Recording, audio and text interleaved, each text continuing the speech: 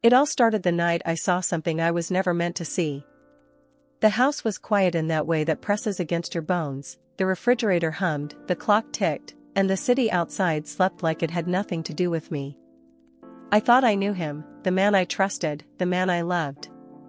I thought the small rituals of our life, coffee on Sundays, the way he twisted a corner of a napkin when he was thinking, were the foundation of something real. Then a blue light on the coffee table stole my sleep. His phone, face up, buzzed with a message preview that lodged itself into my throat. Can't wait. Tonight? Ordinary words, polite and casual, but ordinary words change into knives when they belong to someone else. My hand shook as I picked it up. The preview blurred. Time narrowed to the width of the screen and my breath grew thin. I told myself a dozen little lies. Maybe it was a group chat, maybe it was nothing. But the phone buzzed again, and this time there was a photo, 2 hands on a table, his and a woman's. Little details, the chipped nail, a bracelet that glittered where mine never did, made the image too specific to be a mistake. The reality of it struck like cold water. The man I'd built my life around had another life. Not an accident or a drunk night, something deliberate. The thought moved through me slowly at first and then like a blade, sharp, unwanted clarity. People saw us as the perfect couple. We had the kind of life that made other people smile when they saw us at dinners, warm and enviable. Friends envied us. Strangers admired us. My family said I'd found the man of my dreams. He could charm a room with a joke and a well-timed compliment. He knew exactly how to be seen the way he wanted to be seen. He promised me things in the low hours, small vows wrapped in ordinary speech, and I believed them because I wanted to.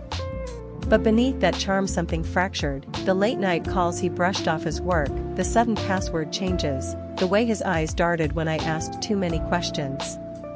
At first I smoothed over those small concerns. Love makes you expert at excusing. But instincts are louder than excuses if you stop pretending you don't hear them, and mine began to scream it was a Thursday. He said work meeting and left in the usual way, the door closing like a practice line. I called his office expecting the familiar official voice to answer, nothing. I called again, and silence yawned in the receiver.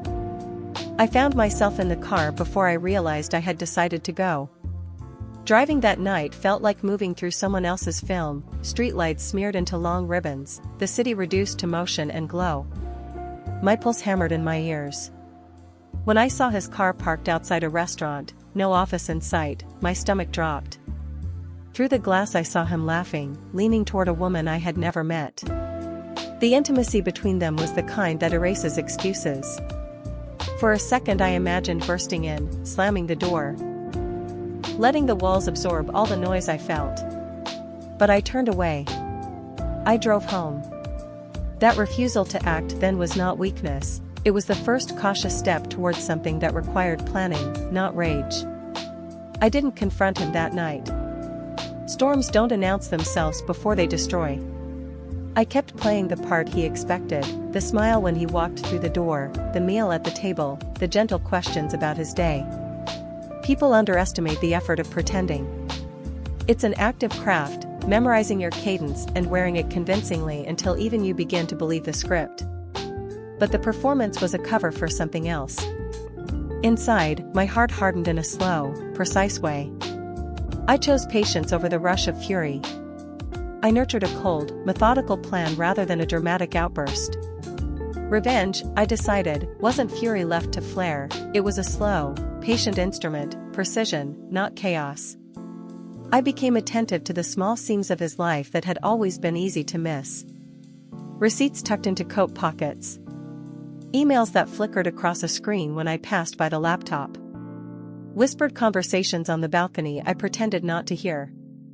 Those crumbs of truth started to piece themselves together. They were not one-off slips. They painted a pattern. He had been seeing her for months, possibly years. The discovery that it wasn't just emotional betrayal but a systematic undermining of our life, the siphoning of trust, of money, of future plans, made something inside me shift from pain to a very cold clarity. He wasn't planning a future with me, he was planning a replacement. The rage that followed was not hot and blinding, it was a slow ice that sharpened my focus. I wanted no theatrical vengeance. I wanted him to fall in ways that mattered, in ways that would make him understand the consequences of what he'd done. So I began to gather evidence, screenshots and photos and the receipts he carelessly left behind. I saved emails, archived call logs, and recorded key conversations. Evidence is not about satisfying vanity, it is about making truth undeniable. Charm evaporates when faced with the blunt, unglamorous weight of documented facts. I learned to be unobtrusive, quietly backing up files, saving everything in encrypted folders he would never think to check. I matched dates, traced transactions, and mapped meetings. Each piece made the picture clearer, more concrete, less subject to the kind of spin he'd always been so good at producing. I also prepared the social fabric around him. It's one thing to compile proof, it's another to make sure when that proof lands it doesn't get softened by excuses or the easy credibility of his smile. I planted small questions in casual conversations with friends and family, gentle probes about lateness, about contradictory stories. I didn't fabricate, I simply nudged awareness. I confided in a few trusted people, giving them bits of the picture and asking them to hold it. People are pattern seekers. When several voices start pointing in the same direction, the pattern emerges in the light rather than allowing him to draw it into shadow. I chose confidants who wouldn't be charmed back into belief by his performance, people who would stand steady, who would look at paper and say, "This doesn't fit." The coldest part of the plan was practical, the financial realignment. He had been redirecting pieces of our life into something that excluded me, and I could not allow that to continue. I reviewed bank statements, met with a lawyer quietly to understand the legal levers my reality afforded, and moved to secure my own future. I transferred accounts, balanced shared assets, updated beneficiaries where it was needed. It was not theft. It was protection. He assumed inertia was his ally, assumed I lacked the will to act quietly. The arrogance of people who think betrayal is a one-way transaction is a strange kind of gift. In his hubris he failed to notice the daily, quiet architecture I began to build beneath our shared life. Everything moved like a chess game. I anticipated, I arranged, I waited.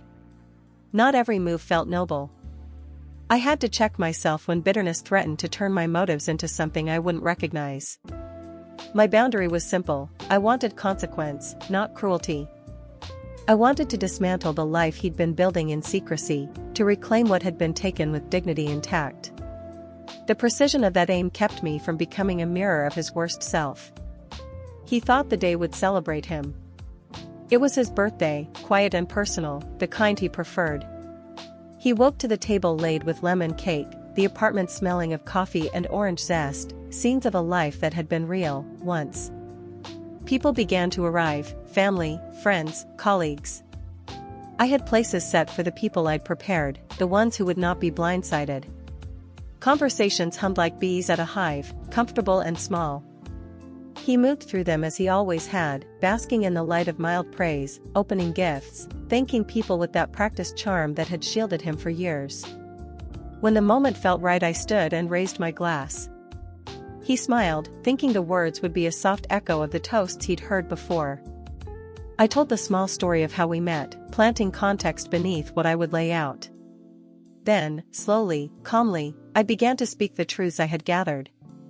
Not in fury but in the clear voice of someone reading minutes from a meeting, dates, amounts, screenshots, recorded conversations. I laid the evidence out like the steady pieces of a puzzle. The room went still the way water holds a stone. His sister's face strained.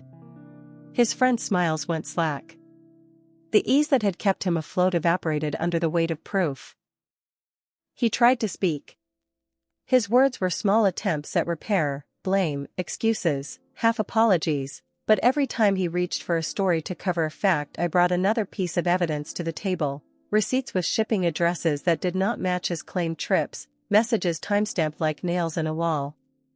I played a short clip of a recording, his voice in it said things he would not want in public.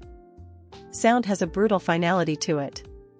You can't charm the audio, it exists. The effect was tidal. People who once celebrated him stepped back as if embarrassed to have stood so close. The woman who had shared the table with him that night slipped out quietly when she realized her name had been spoken aloud amidst evidence. He begged, those last desperate sounds small and nearly childlike in the face of the ruin he had reaped. He tried explanations and apologies, but the ledger did not care for his pleas. Family distance accrued like frost, calls less frequent, invitations stopping like a faucet turned off. Friends melted away, some offering the thin cover of busyness, others avoiding him outright. Social oxygen bled out.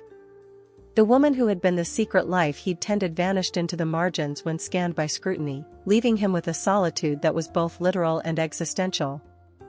As for me, I walked away. Not triumphant in a ridiculous, cinematic way, but steady and unbroken. I didn't want the hollow comfort of vindictive spectacle. I wanted my life back, plain and usable. Walking away felt like riding a misaligned ship, it was practical and necessary. I reclaimed my time, untangled accounts, returned belongings, and rebuilt routines that made sense without him in them. The work of aftermath was quiet, calls with lawyers, difficult conversations with friends, the awkward clearing of things that had once been shared. It was not glamorous. It was life being remade. In the silence after, in the folds of nights when the city hummed below, I asked myself whether the sleepless planning, the cold execution had been worth it. The ledger of cost is heavy, lost sleep, the slow erosion of innocence, the way trust became a guarded commodity. Revenge takes a toll not only on the target but on the planner. But the answer that eventually settled in me was simple. Yes. Sometimes justice does not arrive on its own. Sometimes you have to build the path where truth can walk in clean and undeniable. He had thought betrayal would break me, instead it forged me. I came out of it sharper in my judgment, stronger in my will, and wiser in how I would give trust in the future. Betrayal cuts deep, but it teaches. It teaches who deserves your love and who deserves your silence. It reminds you that trust is a gift, not a weakness, and that not every hurt requires fury. Sometimes the coldest, most enduring form of revenge is walking away while they stand among the ruins of everything they thought they owned. Don't let anger blind you. Let patience guide you. Prepare carefully. Let truth be the slow, precise instrument that delivers the sweetest justice, the quiet realization, arriving late and unstoppable, that losing you was their greatest mistake. And when that moment comes for them, it will be silent, and it will last.